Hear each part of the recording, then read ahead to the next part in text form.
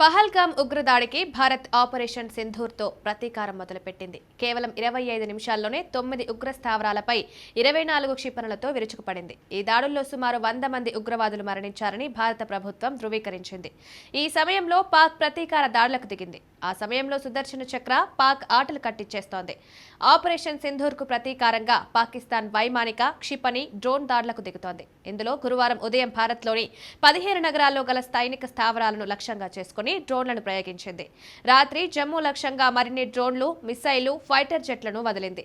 అయితే వాటన్నింటినీ భారత్ మరో ఆలోచన లేకుండా అడ్డుకోగలిగింది. అందుకు భారత సైన్యానికి పూర్తిగా సహకరించిన రక్షణ వ్యవస్థలో S-400 సుదర్శన్ చక్రంది కీలక పాత్ర.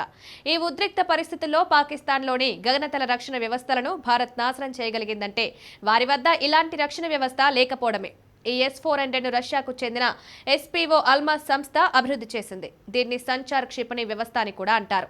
2018లో మొత్తం 5 క్షిపణి వ్యవస్థలను కొనుగోలుకు భారత్ రష్యాతో $543 కోట్ల ఒప్పందాన్ని కుదుర్చుకుంది. ఇందులో 3 వ్యవస్థలు ఇప్పటికే భారత్కు చేరగా మిగిలిన 2 వచ్చే ఏడాది ఆగస్టులో చేరే అవకాశం ఉందంటున్నారు. డ్రోన్లు, యుద్ధ విమానాలు, బాలిస్టిక్ క్షిపణులను అత్యంత ఖచ్చితత్వంతో ఇది నేలకూల్చగలదు.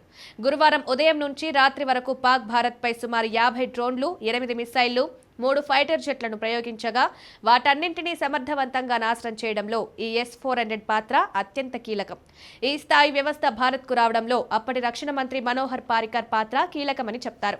నాడు ఈ వ్యవస్థలు ఎట్టి పరిస్థితుల్లోనూ భారత్కు అవసరమని ప్రధాని మోదీకి పారికర్ నొక్కి చెప్పారు. ఈ నేపథ్యంలోనే రష్యాతో ఒప్పందం చేసి రప్పించారు.